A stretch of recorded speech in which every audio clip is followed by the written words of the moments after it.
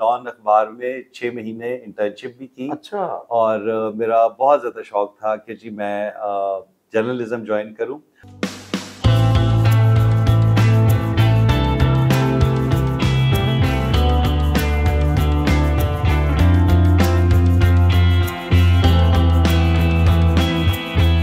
त्राल से लेके तो गवादर तक कोई ऐसा इलाका नहीं है जहां हम बाय रोड ना गए हों। सिविल ड्रेस में कभी आप गए हो तो आपको कभी ट्रैफिक पुलिस ने पकड़ा? मुख्तलिफ नाकों पे मैंने पैसे भी दिए। अच्छा, पैसे दिए? पैसे दिए।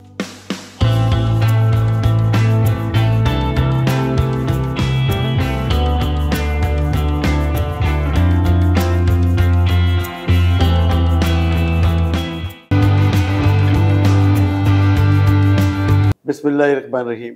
अस्सलाम वालेकुम नाज़रीन, हिंदी टीवी चैनल यूके की तरफ से डॉक्टर महमूद कुरैशी आपकी खिदमत में हाजिर है। उर्दू बोलने वाले और उर्दू जानने वाले यूके, यूरोप, अमेरिका और पूरी दुनिया के जितने देखने वाले व्यूअर्स हैं, मेरे बहन भाई, उनको मेरा सलाम पहुँचे।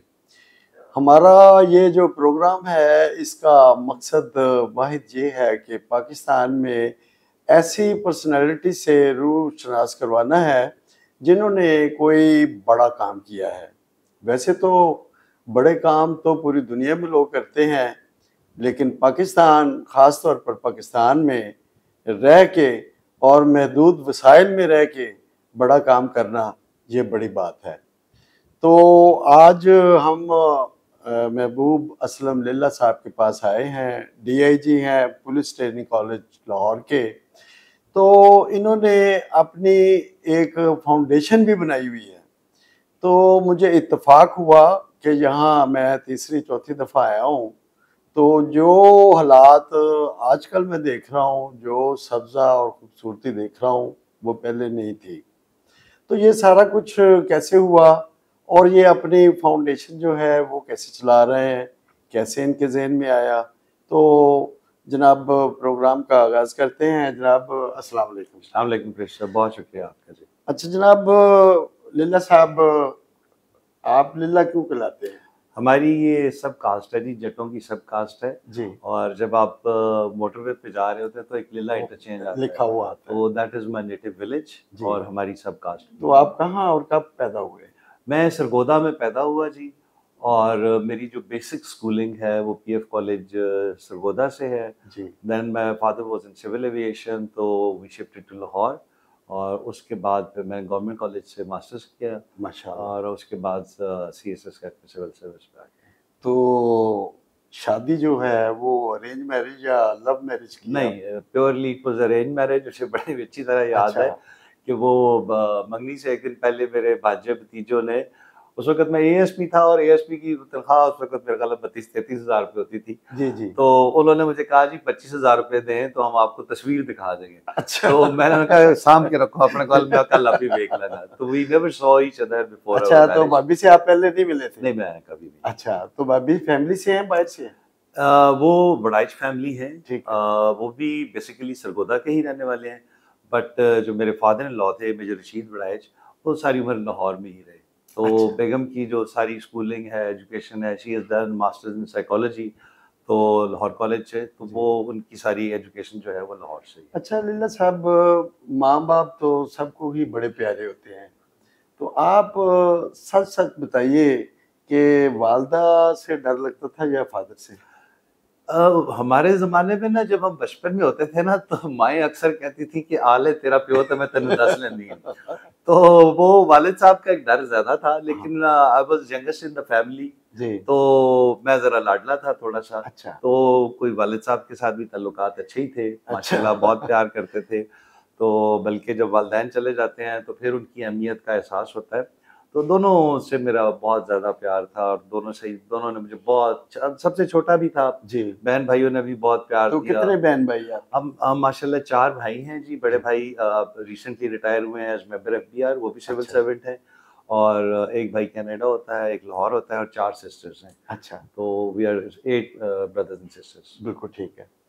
अच्छा, तो कैसे ज़हन में आ गया? गवर्नमेंट कॉलेज की तो समझ आ रही है, तो गवर्नमेंट कॉलेज हो या सेंट्रल मॉडल स्कूल हो, समझ नहीं आ रही कि वहाँ से ज़्यादा ब्यूरोक्रेट जो है, ब्यूरोक्रेसी गवर्नमेंट कॉलेज से ज़्यादा आती है, वो क्या चक्कर है? देखिए, नॉर्मली गवर्नमेंट कॉलेज में हमारे ज़माने में तो मेरिट पे एडमिशन होता जी था। जी।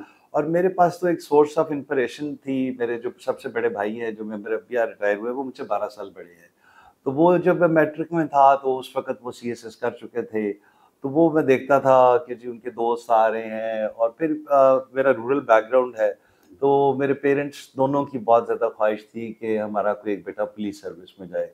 तो वो बेसिकली अगर मुझे ऑप्शन दी जाती तो शायद मैं आपकी जगह आज जर्नलिस्ट होता और लोगों के इंटरव्यूज कर रहा आपका होता। शौक था? मेरा शौक था। मैंने अच्छा। डॉन अखबार में 6 महीने इंटर्नशिप भी की। अच्छा। और मेरा बहुत ज़्यादा शौक था कि जी मैं जर्नलिज्म ज्वाइन करूं। और अभी भी वो पुलिस में आके वो काफ़ी हद तक शौक पूरा हो गया, because I wanted to be a investigative journalist. तो वो पुलिस में आके वो इन्वेस्टिगेशन के हवाले से वो शौक पूरा अच्छा, हो गया। जो इस वक्त बच्चे बच्चियां आपको देख रहे हैं, तो अगर वो ये सीएसएस क्लास में आना चाहें, तो उन्हें क्या करना चाहिए? देखिए, देखिए जिस तरह हमारे आईजी साहब डॉक्टर उस्मान अनवर साहब, अल्लाह जी उनकी ज़िंदगी लंबी करे और सेहत वाली ज़िंदगी दे, जिस तरह उन्होंने डिफरेंट इनिशिएटिव्स लिए। बात होती है कि आप कोई आउट ऑफ बॉक्स जाके चीज़ करें। जी। मसलन हमारे पास यहाँ पे पिछला बैच आया 450 सब इंस्पेक्टर्स का, पंजाब पब्लिक सर्विस कमीशन के ज़रिए वो आए। मैं जब भी यहाँ पे कोई ऑफिसर्स आते हैं, मैं उनका पर्सनल इंटरव्यू करता हूँ। जी जब मैंने उनका पर्सनल इंटरव्यू किया तो मुझे लगा कि उसमें बहुत ज़्यादा पढ़े लिखे लोग हैं। किसी ने केमिकल इंजीनियरिंग की हुई थी, किसी ने सिविल इंजीनियरिंग, किसी ने गवर्नमेंट कॉलेज से इंग्लिश में मास्टर्स किया हुआ था। मैंने उनको सबको 450 को हॉल में बिठाया और उन्हें मैंने कहा कि जी आप एस्से लिखें, how to improve the training college. वो 450 लोगों ने वो एस्से लिखा। वो एस्से मैंने खुद चेक किए। उनमें से आप जब एक एस्से पढ़ते हैं तो आपको आइडिया हो जाता है कि ये किस कैलिबर का है। पर्सनैलिटी का पता चल जाता तो मैंने उनमें से 50 को सिलेक्ट किया। उन 50 की मैंने इवनिंग एक्टिविटीज एक्सक्यूज कर दी।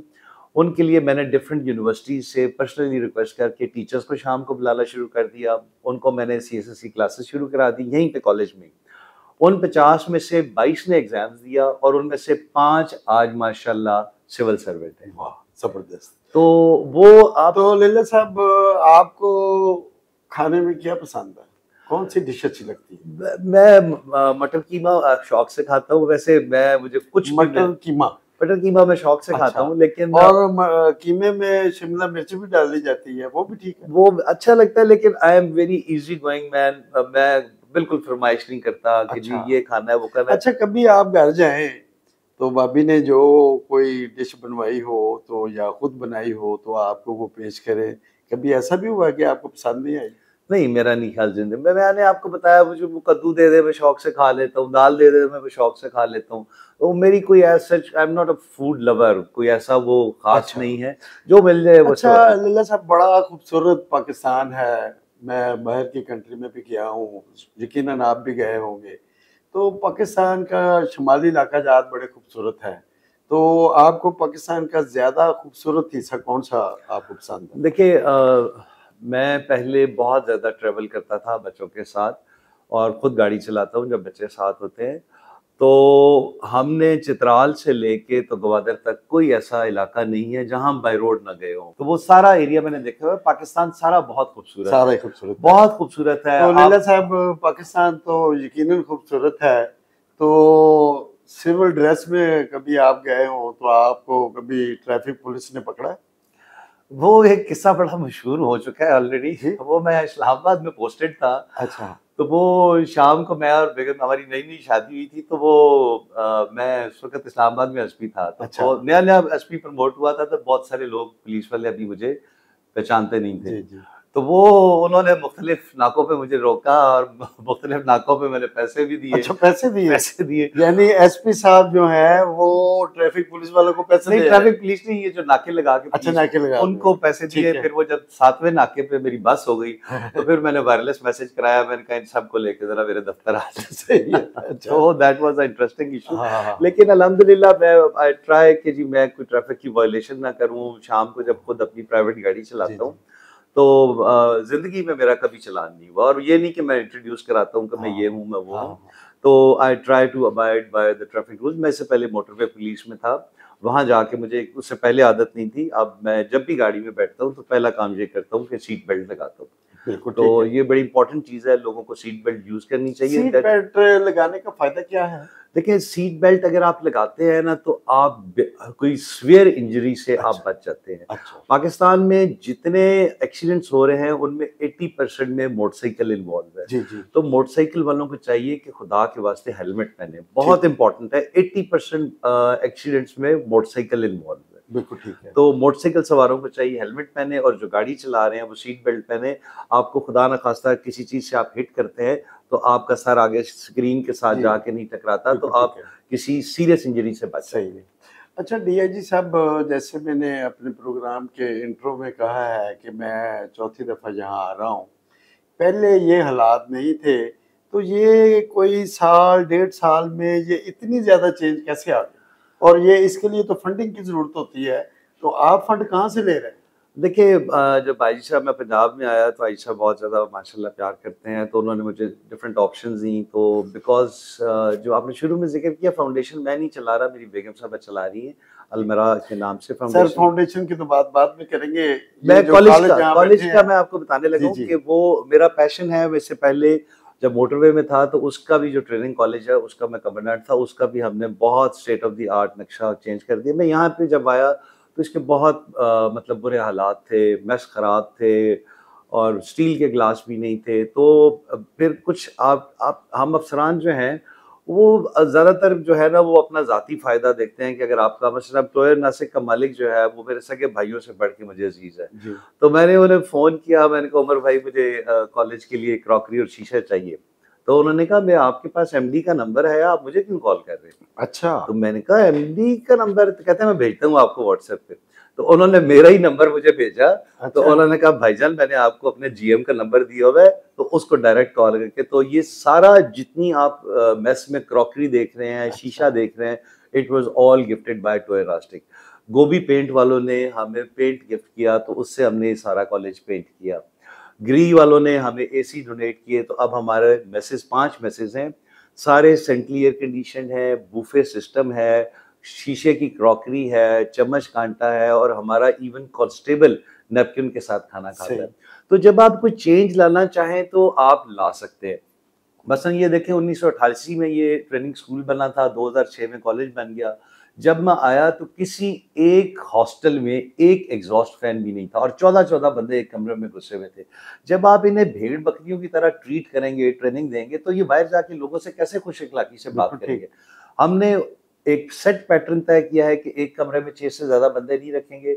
हम 1100 से जायद एग्जॉस्ट फैन लगा चुके हैं। कोई एक हॉस्टल में ऐसा कमरा नहीं है जिसमें एग्जॉस्ट फैन नहीं है। देखिए, जब हबस होती है, गर्मी होती है, वो उसमें जब सोएंगे तो वो कैसे रात को सो सकते हैं? और सारा दिन इनकी एक्टिविटीज होती हैं, सुबह पीटी परेड होती है, शाम को पीटी परेड होती है, दरमियान में क्लासेस होती हैं। और उनको रिस्पेक्ट दें, आप जी। उनको काबिले इज्जत जगह पे बिठाएं, तब जाके वो माशरे में लोगों से तमीज से बात बिल्कुल करें। सही जी।